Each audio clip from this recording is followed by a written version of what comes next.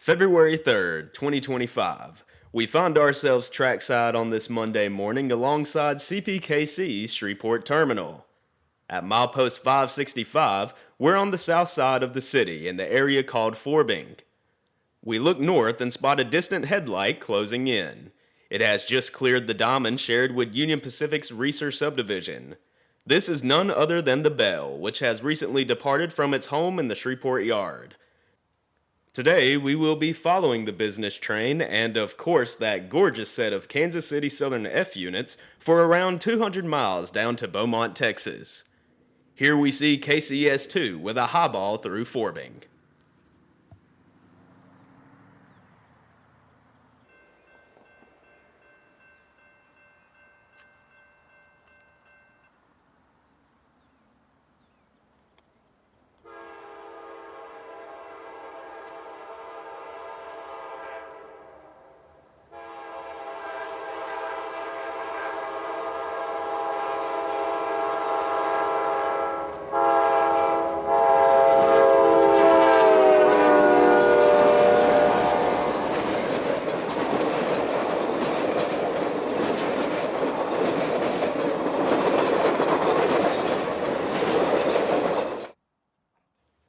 What is usually a highly intense test of a rail fan's chasing skills, today's trip will begin on a slower pace. In Frierson, the Belle is easing to a stop just shy of the Highway 175 crossing. Our train is holding for a northbound that has broken a knuckle mid-transit just a few miles south of the siding. The business train has no choice but to sit tight in the siding until maintenance crews make their way to the northbound to replace the broken coupler. Before the clouds would block out the last bit of sunlight for a while, we would jump on the opportunity to gather footage of the KCSF units posed up. The Belle is bound for Laredo, Texas, alongside the U.S. and Mexican border. The occasion is the dedication of the recently completed Ottensmeyer International Rail Bridge. This would be the second bridge to cross the river between both countries. The project began in late 2022 and would cost around $100 million. The result being a 1,170-foot span with state-of-the-art scanning technology and also doubling the rail capacity at the border. It's named in honor of Kansas City Southern's final president and CEO, Patrick J. Ottensmeyer, who passed away in July of 2024. Ottensmeyer will now be forever ingrained in the legacy of KCS and now CPKC's cross-border operations. The F units and the Belle are one of many legacies left by another former KCS president, Michael Haverty. 30 years ago, in 1995, Haverty would order the creation of the Belle to conduct various business trips across the system and later to haul the Holiday Express. While originally the F units were a black scheme that was an exact match to the Belle passenger cars, they would be repainted into that all-too-familiar Belle scheme. Since the merger, CPKC has repainted several of the Belle's cars into Royal Canadian Pacific, but they have retained KCS lettering and their KCS-given titles.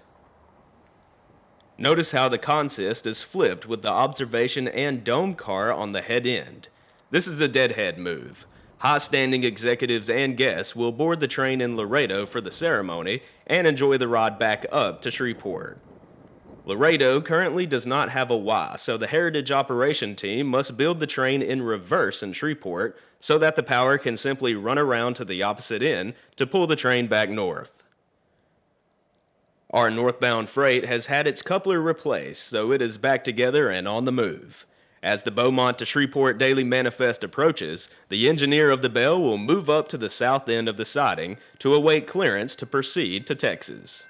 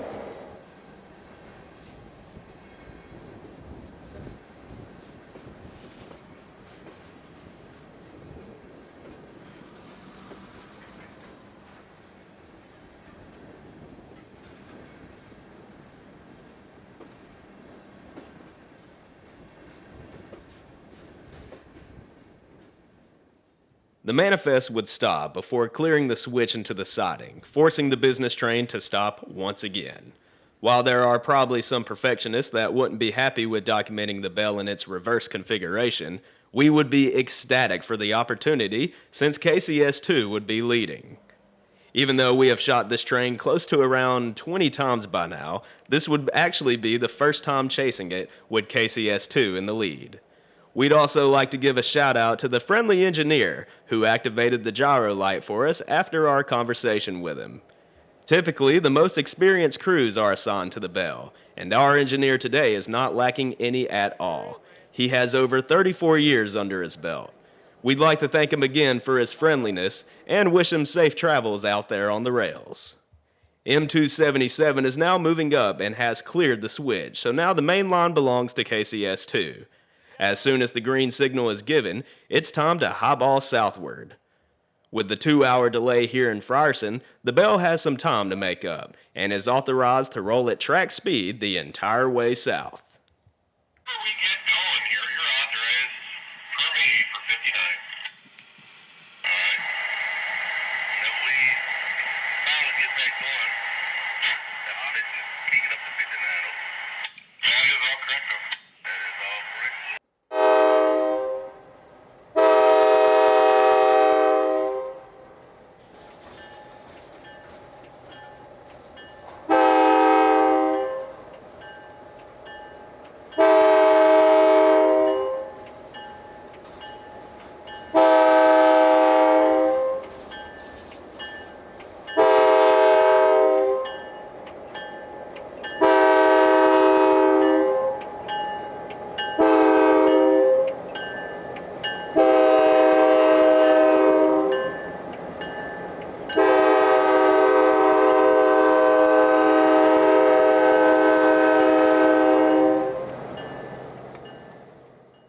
Right behind the locomotives is Canadian Pacific No. 2, the Bonfield. The Bonfield is typically kept at company headquarters in Calgary, but was brought down south for the special occasion. The Canadian Pacific bought and refurbished this car in 2013, but before that it was built as a 12-section sleeper car.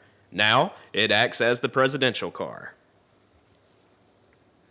With a clear line ahead, the Belle is finally stretching her legs and is at every bit of track speed as it races down the Beaumont Subdivision.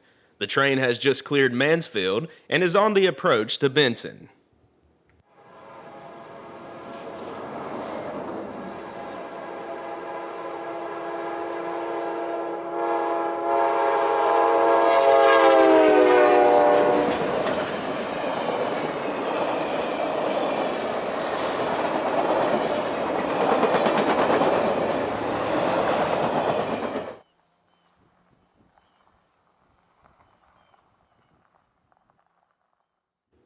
While a camera malfunction would cost us our footage in Zwolle, we'd leapfrog the train again in the quiet village of Fisher. A northbound tanker train awaits for the Belle to clear before continuing its long journey up to Canada. The old KCS depot still stands with the bay-windowed caboose number 367 sitting by it.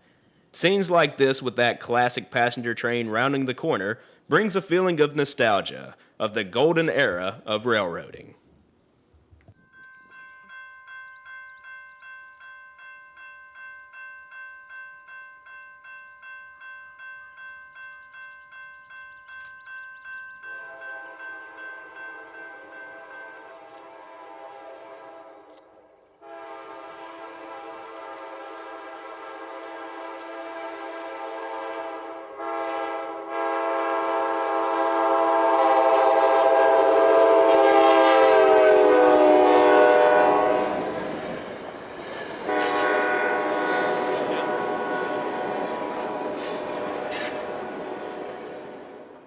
What Anacoco lacks in size and population is made up by its patriotism.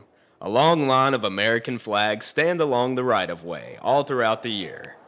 KCS-2 and KCS-1 are FP9A locomotives built in 1954 and 1955 respectively.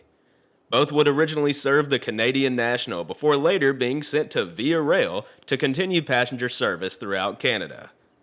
The time would end for F units on Via, and many would scatter across the continent to various railroads, and lucky for these two, they would continue hauling passengers for the Kansas City Southern. KCS 3, the F9B unit, has almost an exact history as well, built in the mid 50s for CN, to later serve Via, and then the KCS.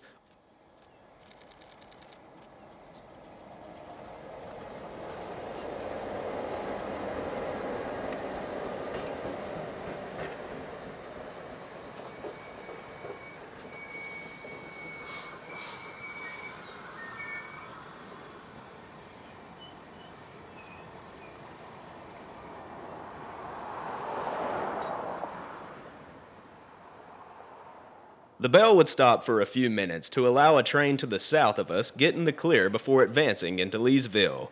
This gave us an opportunity to catch the train on the south end of the Anacoco siding as it rolls by the old signal.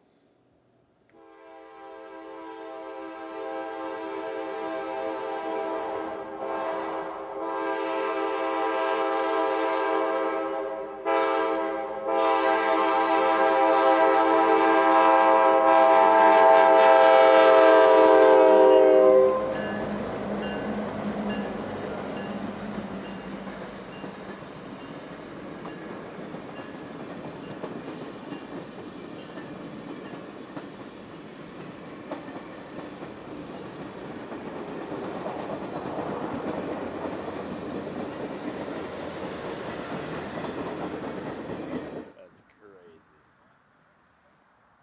Good view? Yeah.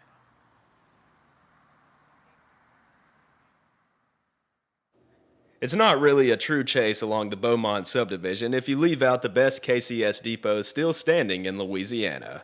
We gave ourselves a larger distance to gain ground on the Belle to ensure that we capture it rounding the curve into town, with the depot, now museum, making up the backdrop.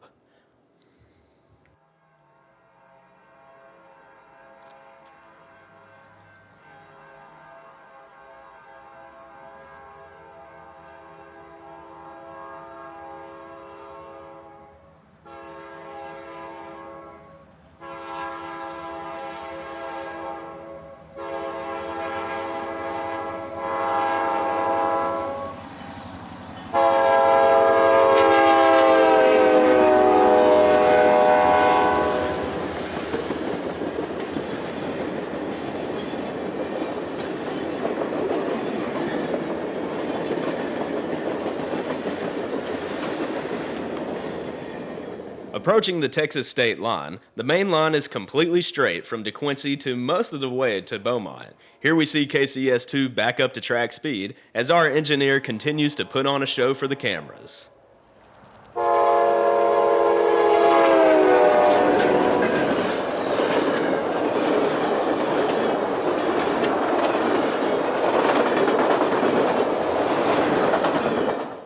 Downtown Beaumont, Texas would greet us with a different passenger train, as Amtrak's westbound Sunset Limited crosses over the Neches River and makes way for the station.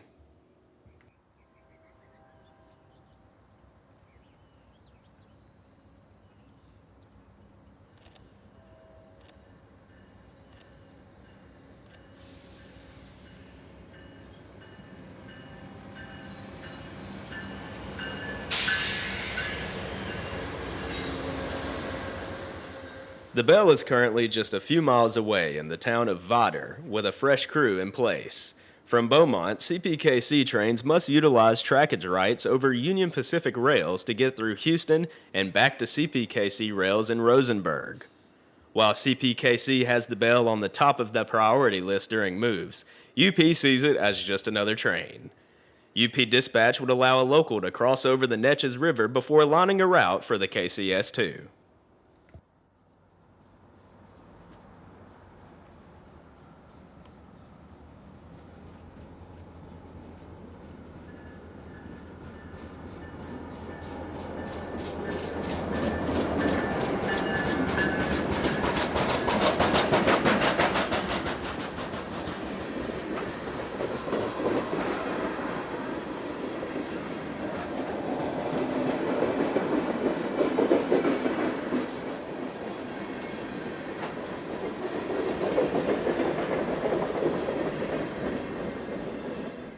After about an hour of waiting for clearance, the Belle finally has the go-ahead from UP Dispatch to come onto its rails and make its way towards Houston.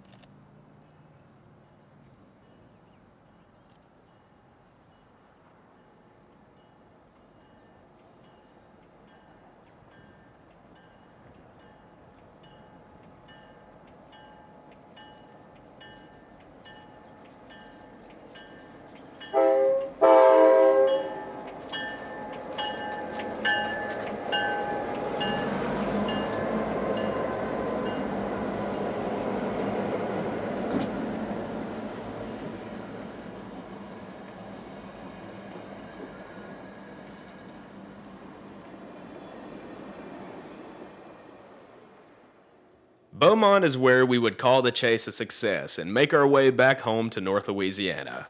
I really hope that you've enjoyed our chase of this icon of a train along the Beaumont subdivision.